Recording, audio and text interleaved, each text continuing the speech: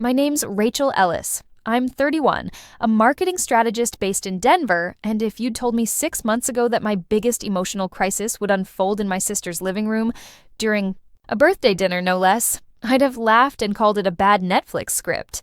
But life has a twisted sense of humor. Before I get too deep into this, I'd love to know, where are you watching from? Seriously? Write your city or country in the comments.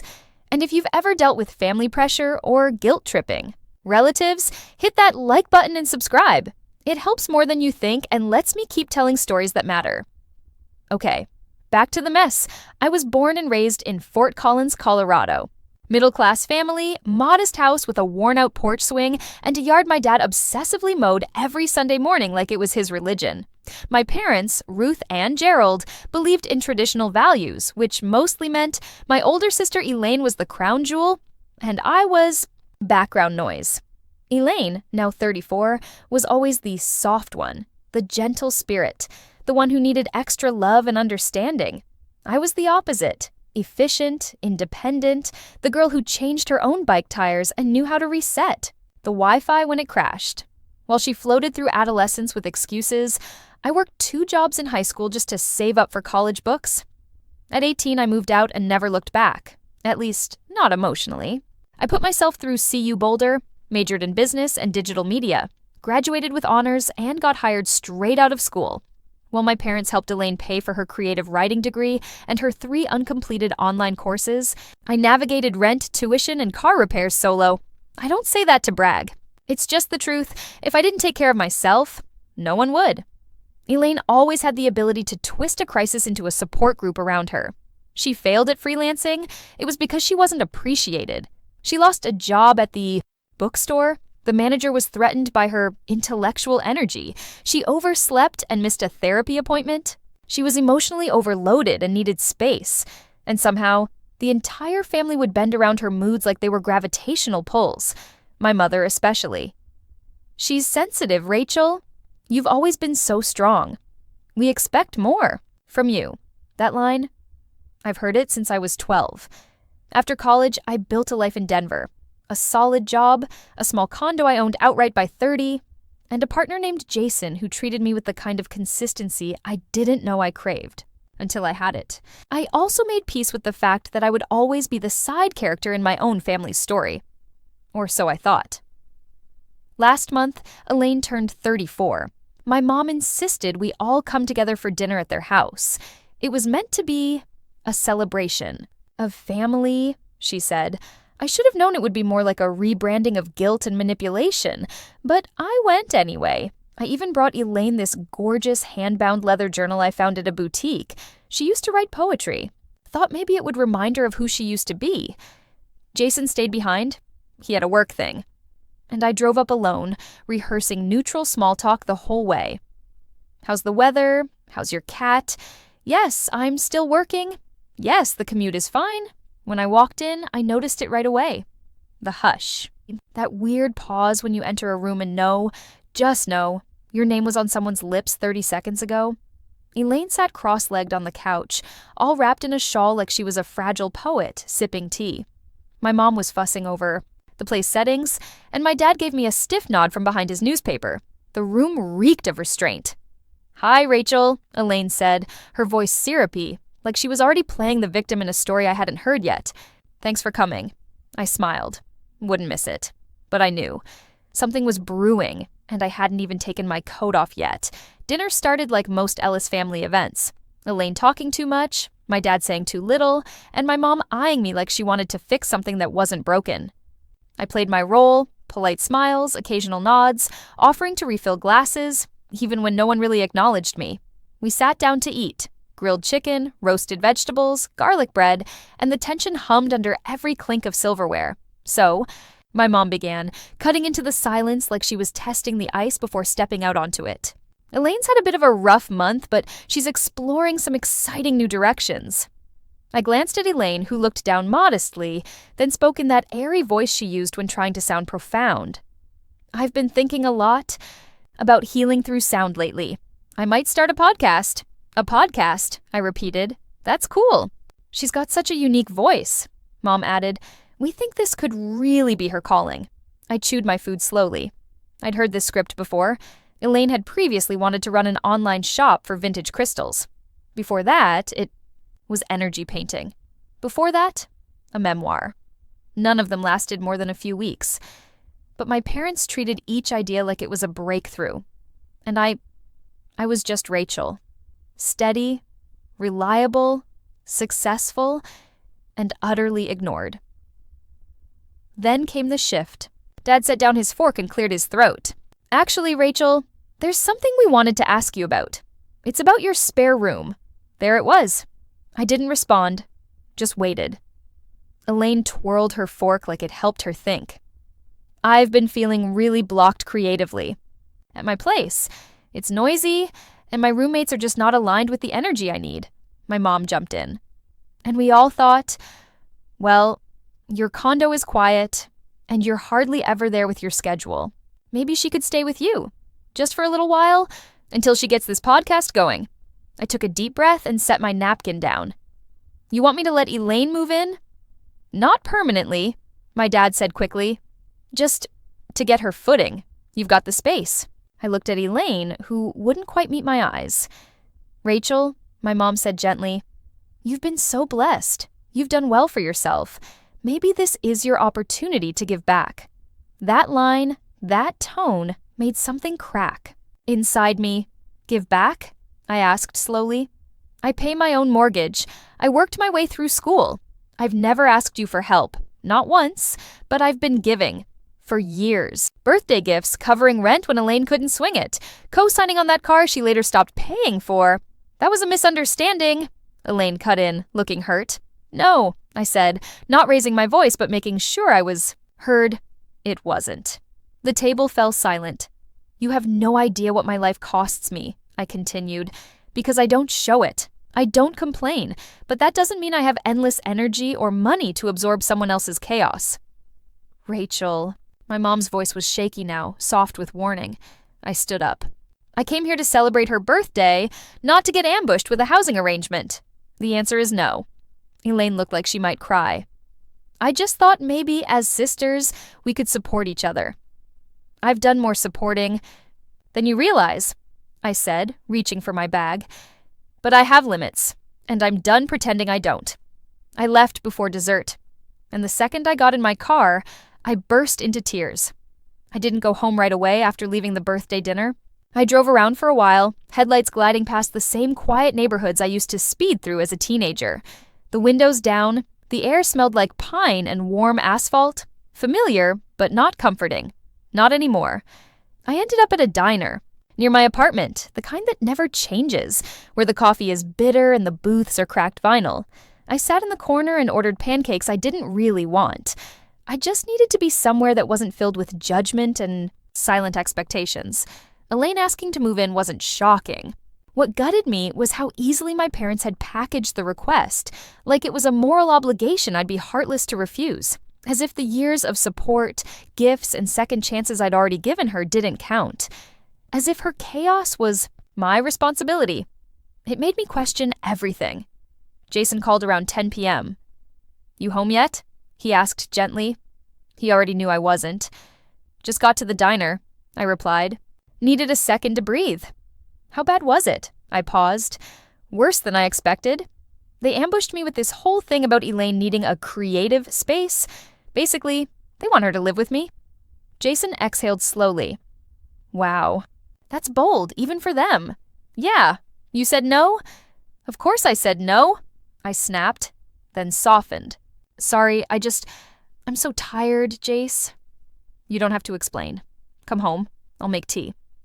I didn't cry on the drive home this time. I was too exhausted. But I also felt something new.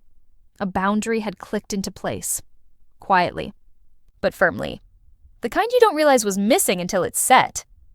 Jason met me at the door, wrapped in a hoodie, hair messy from an evening nap. He kissed my forehead and handed me a mug. Chamomile, my favorite. You don't have to talk about it, he said, sitting beside me on the couch. I nodded. But I want to. And I told him everything.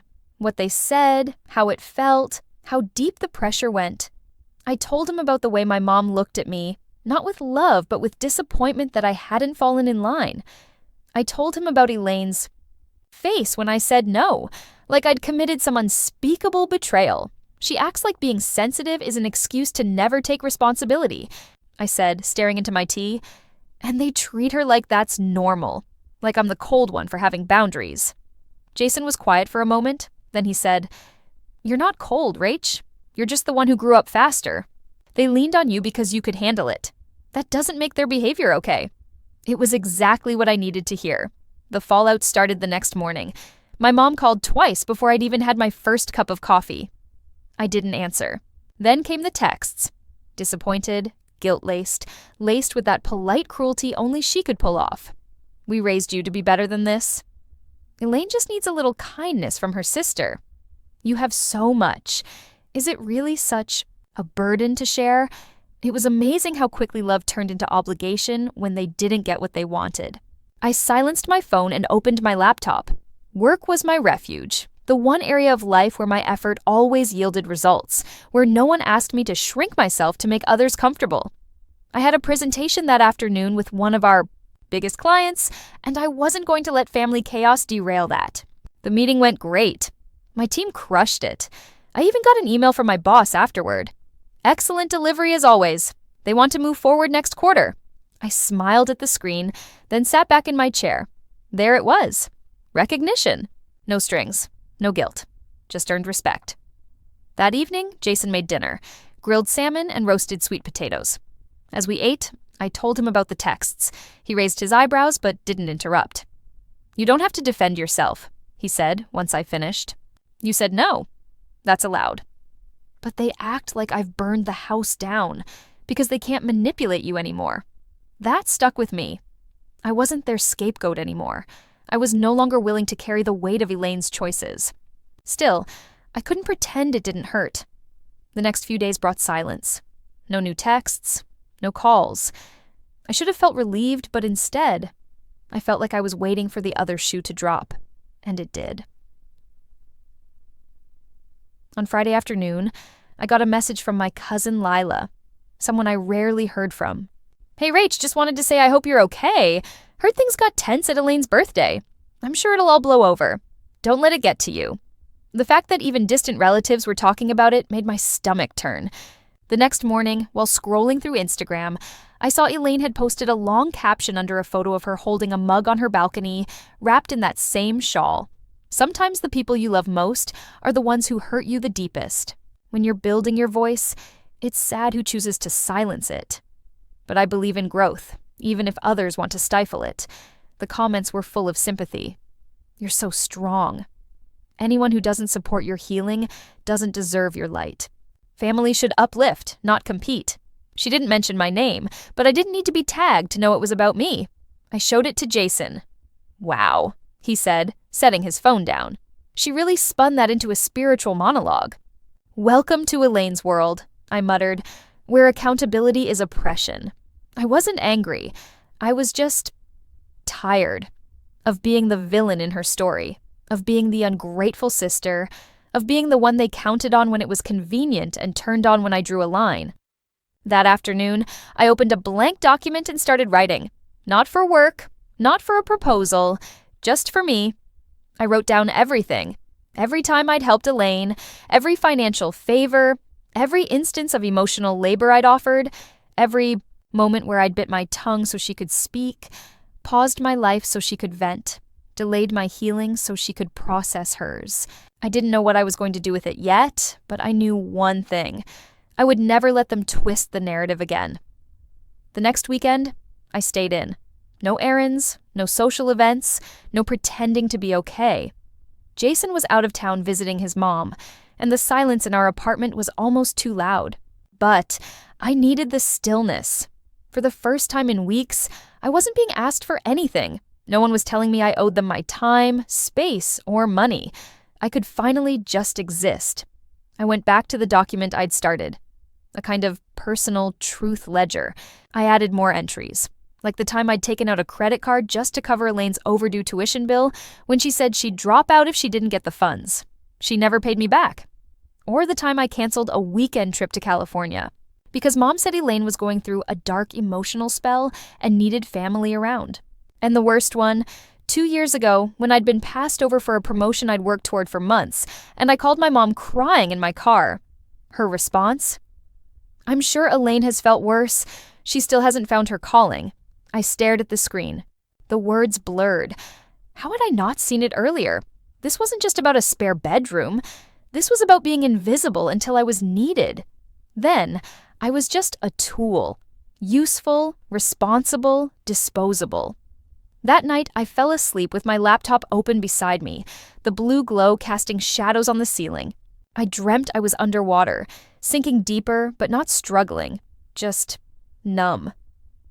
Monday morning, I got a call from my dad. It had been weeks since he'd spoken to me directly. His number on the screen gave me a small jolt of anxiety, but I answered. Hey, Dad.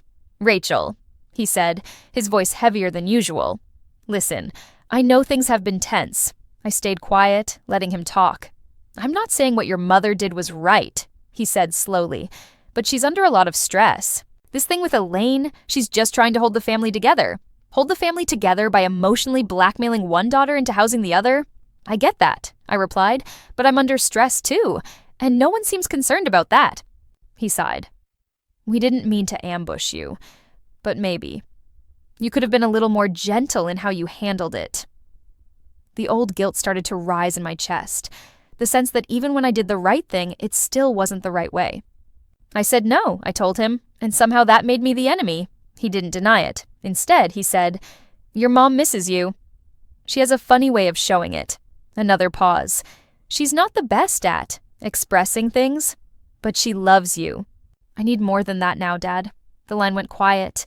Then he said, Okay, well, I just wanted to check in. Thanks. We hung up, and just like that, I knew what I had to do. That night, I opened a new email and typed, Hi, Mom. I've been thinking a lot about what happened. I need you to understand that I'm not angry.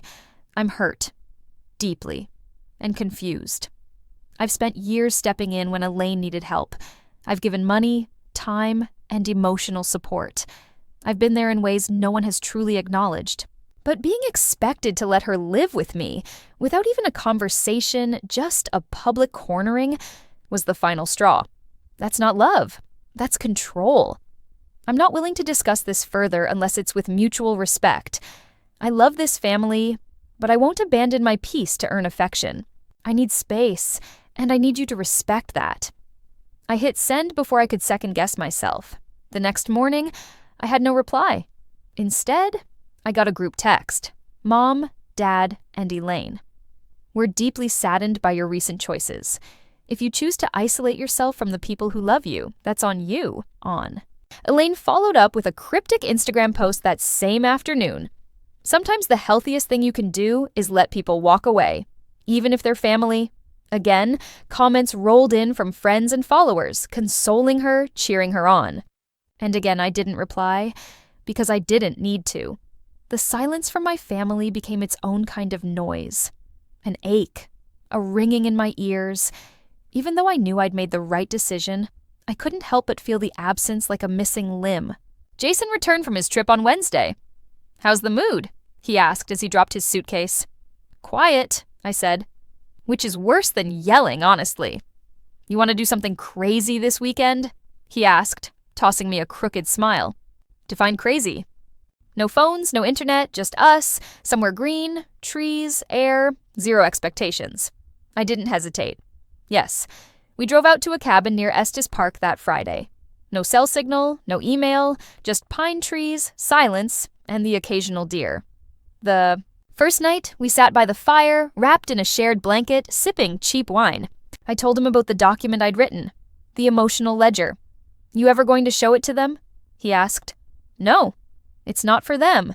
It's for me. He nodded. Good. You don't owe them proof. You already lived it. That night, I slept deeper than I had in months. No dreams. Just rest.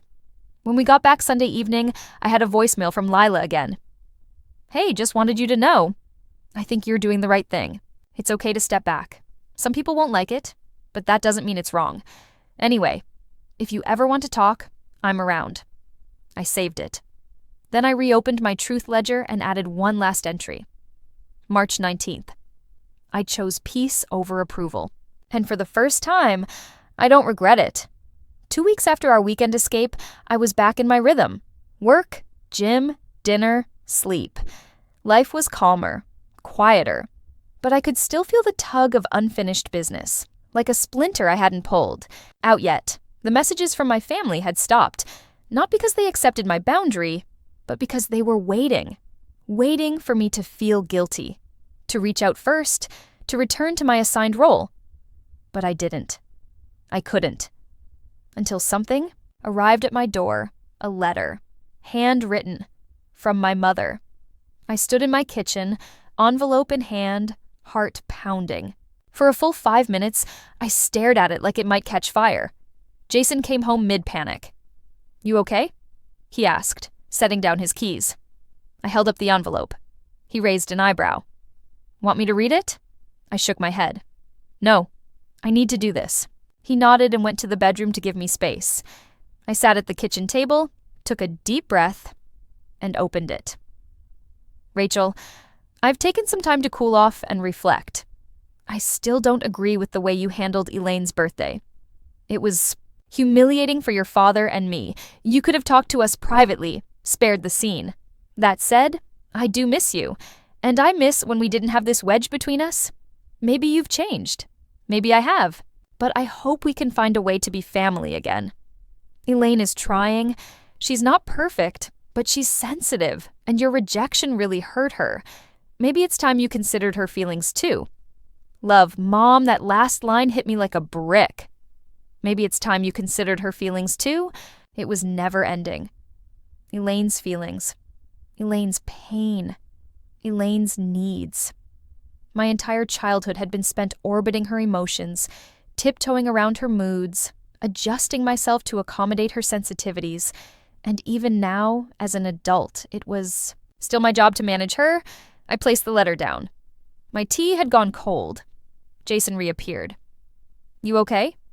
"She misses me," I said flatly, "but only if I come back as the version of me that doesn't complain." He sat beside me. "What are you going to do?" I took a breath.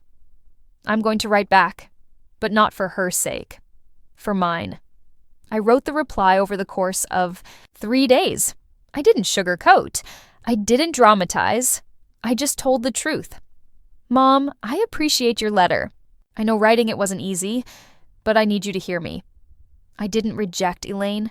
I set a boundary. I said no to something that wasn't fair to me, and for that, I was punished. With guilt, with silence, with public shame.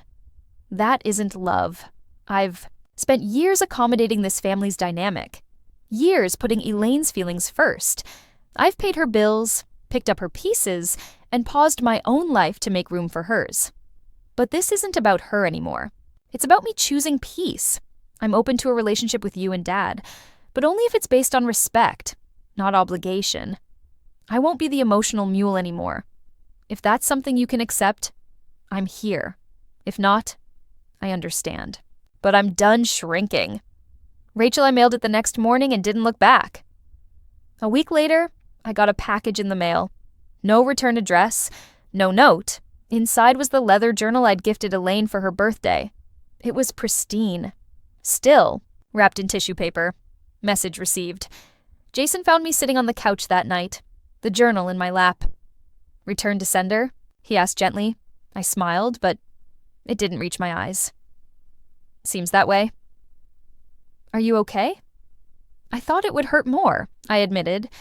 "But it's weird. It actually feels final, like the door's finally shut." He nodded. "Then maybe now you can start building a new one." I started therapy the following week, not for crisis management, but for healing. My therapist's name was Claire. Soft-spoken, sharp eyes. After hearing the first half of my story, she leaned forward slightly and asked, "Can I share something? Please?" "You didn't set a boundary," she said. "You drew a map, one where you're finally the main character." That stuck with me. For the next few sessions, we worked through the guilt I still carried, the part of me that believed family loyalty meant self-sacrifice. The fear that if I wasn't useful, I wouldn't be loved. It was ugly work, but it was real. And with every week, I felt lighter. Elaine reached out again 2 months later. A single text. "Hey, I heard you're seeing a therapist. That's good. I'm doing some healing too. Maybe someday we can talk. If you want." I stared at the message for a long time. I didn't reply. Not because I hated her, but because I wasn't ready to reopen the door. Not until I knew it had hinges. The seasons changed quietly. Summer bled into early fall, and the leaves in Denver began their slow, golden fade. It was subtle, but I noticed it more this year. Maybe because my life finally had room for reflection. Maybe because I was learning to live without crisis as my baseline. Therapy became a steady part of my week. I didn't always cry. Sometimes, I just talked about work stress or the strange guilt that showed up when I felt happy. Claire said that was common for people who were raised to equate love with sacrifice. "You're unlearning a family system," she told me during one session. "It's like remodeling a house while you're still living in it." That image stuck with me, because she was right. My foundation hadn't been built on stability. It had been built on codependency, on swallowing needs and minimizing feelings to avoid causing waves. Now, every time I said no without apology, every time I chose silence over obligation, I was laying down a new beam, a stronger one. My world was quieter. But it was also cleaner. Jason noticed the difference too. "You smile more now," he said, one evening as we sat on the balcony sipping wine. "I feel lighter," I said. "Like I've been holding a heavy box for years, and I finally put it down." He reached over and laced his fingers through mine. "That's because you stopped carrying what wasn't yours." One afternoon in October, I got a call from my cousin Lila again. I hadn't spoken to her in weeks, though her last voicemail had stuck with me. "Hey," I answered, stepping away from my desk. "Hey you. I hope this isn't weird, but I wanted to invite you to something." "Okay. It's a brunch. Just a few of us cousins. Low-key, no drama, no parents, just people who actually like each other." I laughed, surprised by the warmth. That welled up in my chest. "I'd love that," I said. That Sunday, I showed up to a little cafe near Cheeseman Park, the kind of place with string lights and scratchy jazz playing from a vintage speaker. Lila was there, and so was her younger sister Jenna and our cousin Max. I hadn't seen them in ages. We hugged, we laughed, we ate too much, and for the first time in a long time, I felt like I was part of a family that didn't require me to shrink to fit in. Lila raised a mimosa near the end of the meal. "To new traditions," she said, and we all toasted. It was simple, but powerful. I was choosing who got to be my family now. A few days later, I received another email. This time, it was from my dad. "Rachel, I know I haven't always said the right things. I've spent a lot of time being quiet and letting your mother steer. That wasn't fair to you. I've been thinking about what you said in your letter, about feeling invisible. I didn't realize how much I contributed to that. I don't know how to fix the past, but I'd like to try and be better now. If you ever want to grab lunch, just the two of us, I'd really like that. Love, Dad." I read it 3 times before closing my laptop. Then I sat in silence, unsure of how to feel. I didn't cry. I didn't smile. I just breathed. Because this wasn't a reconciliation, but it was a start, and I'd take that over silence. I replied the next day, "Thanks for your message, Dad. I appreciate it. Let's meet for lunch next week. I'll pick the place. Just us." Rachel, we met at a Thai place downtown. He arrived 10 minutes early and looked nervous, like a man unsure of which version of his daughter he'd meet that day. I greeted him with a small smile, and he relaxed just slightly. The conversation was light at first. Work, the weather, a new bike trail he'd discovered. Then he asked, "How's therapy going?" I blinked, surprised. "Good, actually. It's helped more than I thought it would." He nodded slowly. "I think I should try it too." That made my eyes sting a little. "You think Mom would ever consider it?" I asked. His smile faded. "Not yet. But maybe someday." It wasn't a full answer, but it was an honest one. Before we left, He hugged me tighter than he had in years. "I'm proud of you," he said, and this time, I believed it. That night, I told Jason about it. "I think he's trying," I said. "Like, really trying." "I'm glad," he said. "You deserve that." I smiled. "Yeah, I think I'm starting to believe that."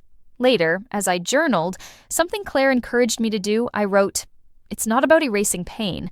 It's about making peace with who I've become because of it." And for once, that peace didn't feel like a fantasy. It felt like a choice. One I'd finally made for myself. 3 weeks after lunch with my dad, I heard from my mom. She didn't call. She didn't write. She showed up. I was coming home from a Saturday morning workout when I spotted her car parked near the curb outside. My condo building. The sight made my breath catch. My first instinct was to turn around. But I didn't. She stood when she saw me, arms folded across her chest like armor. "Hi, Rachel," she said, trying for a tone that didn't quite land. "Hi." I was hoping we could talk. I shifted the weight of my gym bag on my shoulder. "You could have called." "I wasn't sure you'd answer." She was right about that. I looked at her. Really looked. She looked tired, older, but still had that tight-lipped expression that meant she was about to deliver a speech disguised as a compromise. "I'll give you 10 minutes, I said, unlocking the building's side door and gesturing toward the courtyard benches. "But we talk here, not inside." She hesitated, then followed me. We sat down, a full seat apart. "I read your letter," she began. "More than once?" I said nothing. "I don't agree with everything in it," she continued. "But I understand now that you felt unheard. Maybe I didn't want to see it at the time." Still, I waited. She fidgeted with the strap of her purse. "Elaine hasn't been doing great. She's been distant, hurt. I'm not excusing her behavior, but I think losing you, your support, made her feel abandoned." "She wasn't abandoned," I replied. "She just wasn't coddled." Silence stretched between us. I guess I thought if we all stayed close, we could fix each other. Mom admitted. "Keep everything from falling apart." "You didn't want a family," I said. "You wanted a system. One where I carry more than my share so Elaine could carry less. That's not closeness. That's imbalance." She looked away, blinking fast. "Why didn't you ever say anything before?" she asked quietly. "I did," I said.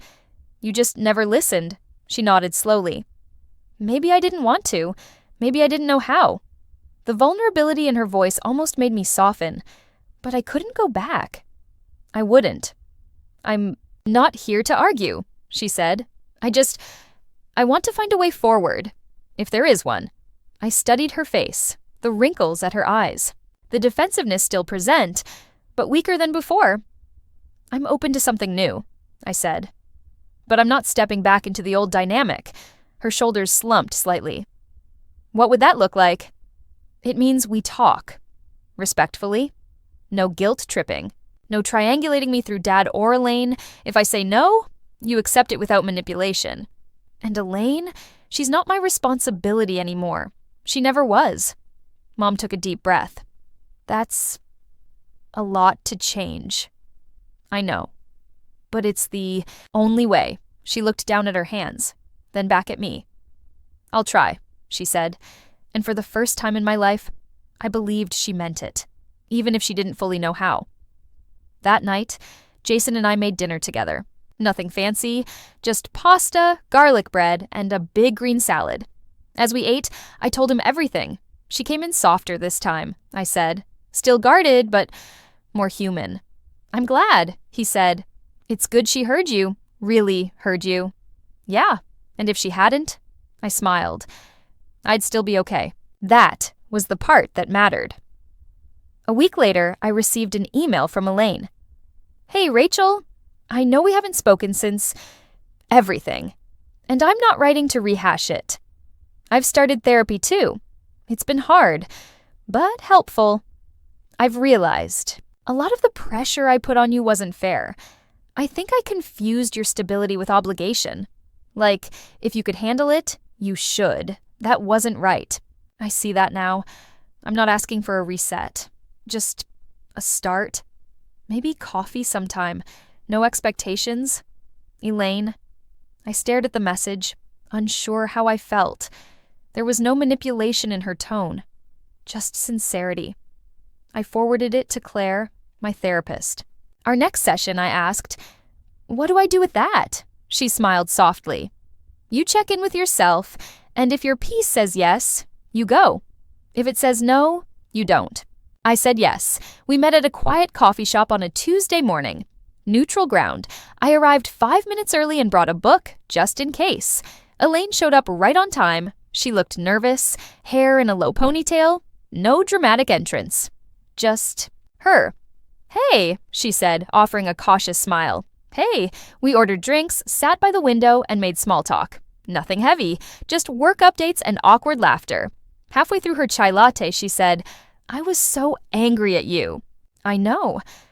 I thought you didn't care about me anymore." "I did, but I had to choose me." She nodded slowly. "I get that now." More silence, but it wasn't tense. "I'm sorry," she said. The words were simple, clean, no excuses. Let them sit there before answering. "Thank you." I didn't tell her it was okay, because it wasn't. But it was a start. In the weeks after coffee with Elaine, I noticed something shift in me. It wasn't dramatic. It wasn't loud, but it was there. I didn't flinch when my phone buzzed with a family name. I didn't tense up during holidays. I didn't feel that familiar sting of resentment when someone asked how my sister was doing, because for the first time in my life, I had drawn a line, and no one erased it. Elaine and I kept in touch. Slowly, carefully. Texts every few days. A shared meme, a photo of her cat sleeping upside down. We weren't rebuilding the past. We were creating something new, shaped by honesty, not guilt. My mom called occasionally. She asked about work without immediately pivoting to someone else's crisis. She didn't ask for favors. She started thanking me for showing up, even if it was just with a phone call. It wasn't perfect, but it was real. My dad stayed steady. Lunch every month, usually at the same Thai place. He didn't try to fix anything. He just listened. And sometimes, that was enough. As for me, I was thriving in ways I didn't even realize I'd been stifling before. I redecorated my condo. Got rid of old photos that didn't make me feel anything. Replaced them with ones that did. Me and Jason on a hiking trail. My coworkers at a conference. A snapshot of Lila and me clinking glasses at brunch. I hosted dinner parties for my friends. I joined a writing group. I started volunteering twice a month, mentoring first-gen college students interested in marketing. And one evening, as the Denver sky faded into soft orange and purple, Jason and I sat on the balcony watching the city. Wind down. He reached over, took my hand, and said, "You're glowing." I laughed. "That's the sunset." "No," he said, squeezing my fingers. "It's you." I thought about that for a moment. He was right. A few nights later, I sat at my desk, staring at the blinking cursor on a blank document. I wasn't writing for work. I wasn't venting. I just wanted to tell this story. The whole thing. The guilt. The imbalance. The moments where I almost folded.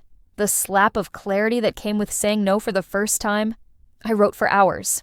And when I was done, I looked at what I had created. Not a diary. Not a list of wrongs. But a truth. A truth that had shaped me, freed me, and ultimately returned me to myself. So now I'm sharing that truth with you. Because maybe you've been where I was, carrying more than your share, wondering why your boundaries made people uncomfortable. Maybe you've been called difficult for choosing peace. Maybe you've been told that family comes first, even when it breaks you. But here's what I've learned. You're allowed to choose yourself. You're allowed to say no. You're allowed to walk away from dynamics that ask you to shrink.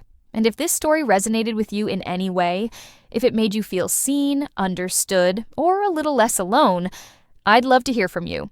Seriously, leave a comment below and share your story. Tap the like button if you believe in protecting your peace.